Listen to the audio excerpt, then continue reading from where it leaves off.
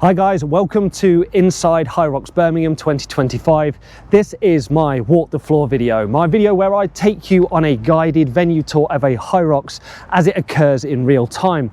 In a moment I'm going to take you inside. I'm going to take you around all of the exercise stations from the Red Bull start tunnel all the way to the finishing stage, talk about all of the exercises and all of the various movement standards and techniques as we see them right there on the dance floor. Now you might ask, why do I make these videos year on year? And the simple answer is the event changes layout, the equipment changes, the rules change, the people that come change. So it's important to keep these videos I make up to date so potential newbies or people who are just interested in coming to Birmingham in a future year know what it's like at its latest iteration. So let's get inside. Let's start to show you what a HYROX is all about. HYROX Birmingham. Right, let's go get registered, get in there. Gotta go through security first.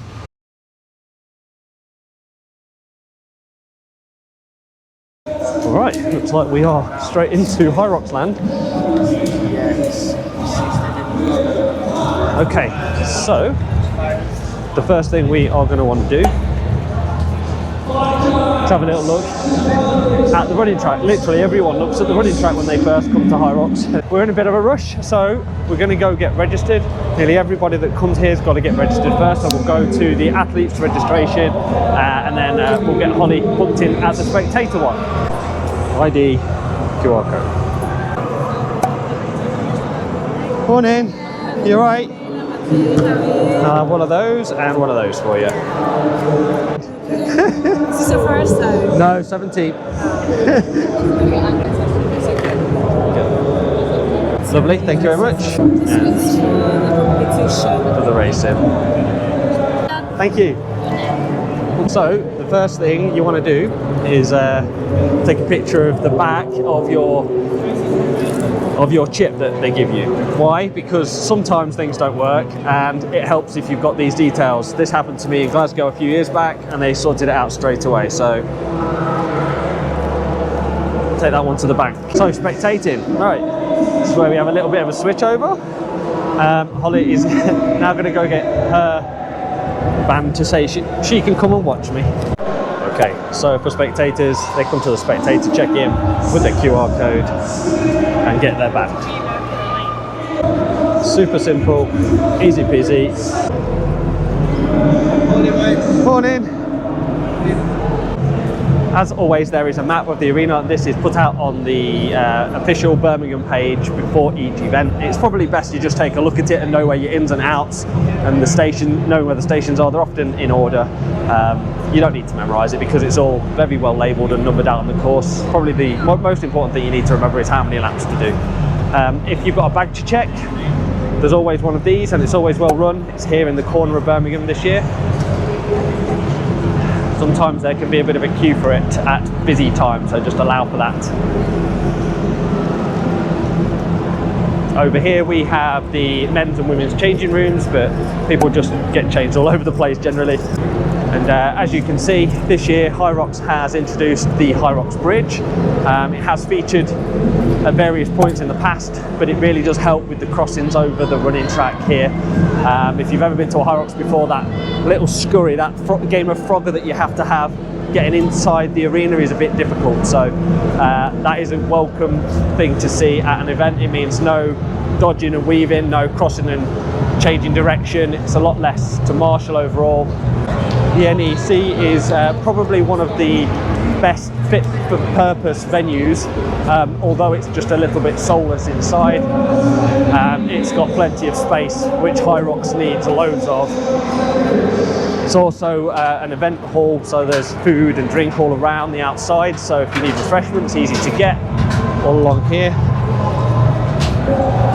Oh, it's nice being up here. There's no one policing it either. So here's the running track. I'll talk a little bit more about that in a mo.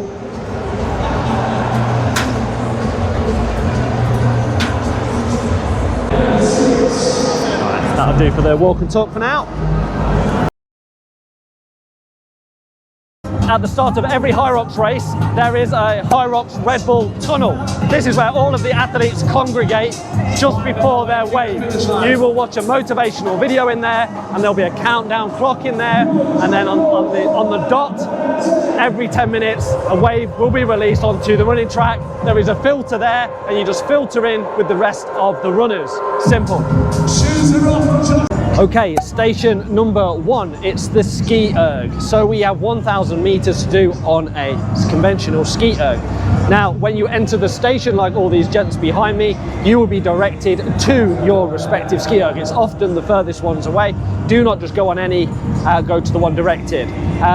Now, you'll come in hot to this, and you won't necessarily know which is your ski erg till you get there. Okay, so the ski erg is a funny exercise to pace at a HYROX competition. Why? Because you don't win the race here, but you could lose the race here. If you come in this too hot, go too fast, everything after this, and there's a lot after this, can feel terrible. So come and stick to a pace you know you have trained for at the gym. One of the techniques that I have adopted over time is to row pretty hard until I get to about 750, bring it down about 950, signal for the ref, and let the last 20 meters tick over by themselves. Just allow a second or two to catch your breath before the next run. Movement standards, well, there's not a lot to talk about other than you must stay on your platform. You can change the damper at any point, and if you're doing doubles, the resting partner must stay on one of these mats right behind your skier. Station number 2, it's the sled push. 50 meters across the controversial new center HYROX carpet. There's 3 separate weights for the ladies, men's and men's pro, 102, 152 and 202 kilos respective. You've got 50 meters to do, which is 4 times 12.5 meters runs. So you push it one way and push it back. With regards to movement standards, stay in your lane, and the sled must be all the way over the line at either end.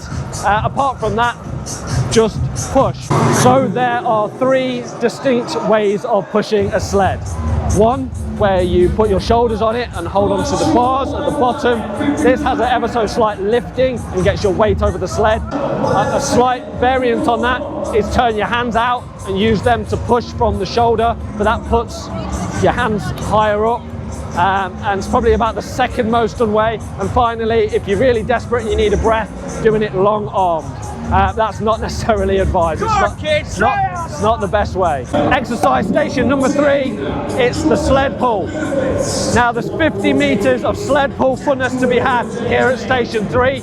4 times 12.5 meter runs. The sled has a rope on both sides. You simply pull it one way, run the other way, and pull it back 4 times. Now this station is deceptively draining, and there's a few different strategies to sort of make it easier. Probably the first technique to talk about is the arm over arm. This is where brute force comes in. The bigger guys and girls will be doing it this way, but often can't sustain it for 4 whole lengths. Before long, you might choose to walk it back. So holding the rope, walking it back to the box. And some people do a combination of both. We've seen a few of this, and even the hip extension method where you hold it with both hands and pull it to your hips. There's loads of ways of doing this. There's no right or wrong way. It's just about preserving energy for the next station. When you enter the station, there will be buckets of chalk. I recommend just getting a quick dose of that on this station. The ropes can sometimes get a little bit oily and a little bit greasy, and you don't want to slip. The movement standards for this station are staying in your lane and not allowing your feet to cross the front line or the rear line here. They're looking for this quite specifically. If your feet at any point cross those lines, then they get a little bit grumpy and you might get a penalty for it.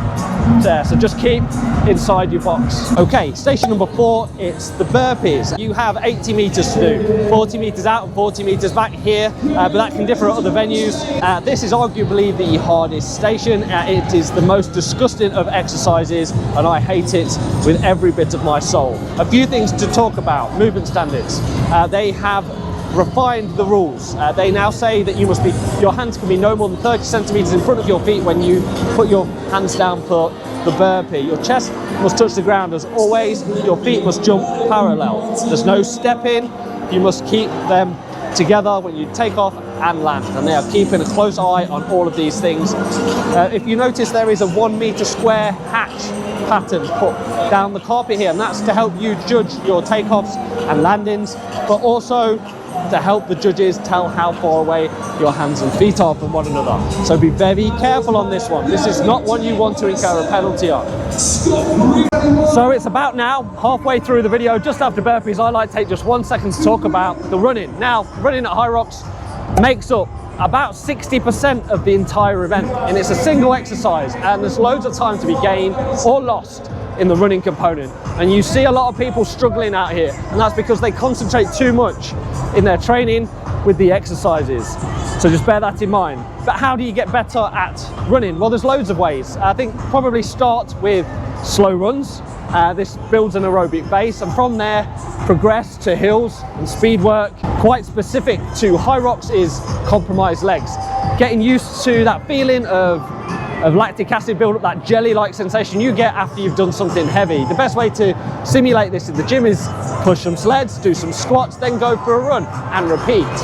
It's really important that you run straight out of as many of these exercise stations as possible. One thing to point out for 25-26 season is the fast lane. They're getting a little bit more refined in how that operates. They say that if you are 4 minute kilometers and under, you can go in the fast lane, everybody else goes on the outside. This means that the people on the outside will essentially be running ever so slightly further than the people on the inside.